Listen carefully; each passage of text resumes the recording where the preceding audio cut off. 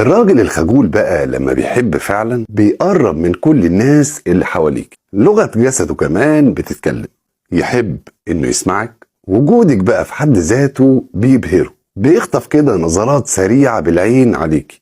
وطبعا ما تنتظريش انه يعبر عن حبه ليك، كمان بيقلد حركاتك، عايز يعمل اي شيء حتى ولو كان بسيط علشانك. غيرته كمان عليكي لما بتتعاملي مع اي حد. راجل افعال مش كلام وبس. تعالوا كده نشوف الاشارات المهمة واللي تأكد لك بقى بان الراجل الخجول ده بيحبك فعلا ولا لا.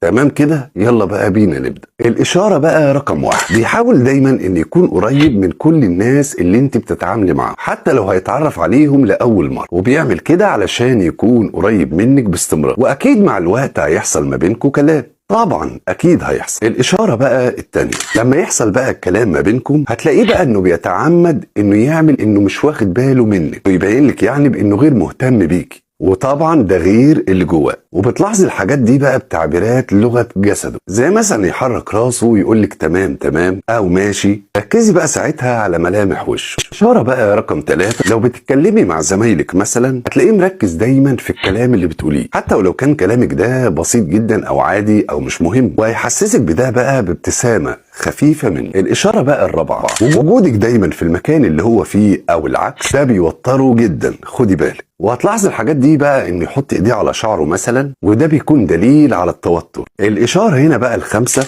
هتلاحظي كده بان هو دايما بيخطف نظرات سريعه وبدون ما حد ياخد باله وانت بالتحديد. ولو مضطر بقى انه هيسيب المكان اللي هو كان موجود فيه ده، هيخطف نظرة سريعة عليكي. الاشارة بقى كمان رقم 6، لما يحصل ما بينكوا اي كلام مستحيل ان يعبر لك عن اللي جواه، يعني مش هيصرح لك بحبه، هتلاقي دايما كلامه كلام عام. الاشارة بقى رقم 7، هيقلد كل حركة بتعمليها عن عمد، وبيعمل كده بشكل لا إرادي لأن هو في الواقع شاغل دايما تفكيره وعقله بيك. هتلاقيه ممكن يعمل نفس الحاجات اللي بتعمليها بالظبط. الإشارة اللي بعد كده بقى مهمة، تلاقيه إنه راجل كده ودود، وإنه بيعمل أي شيء حتى ولو كان بسيط علشان يبسطك.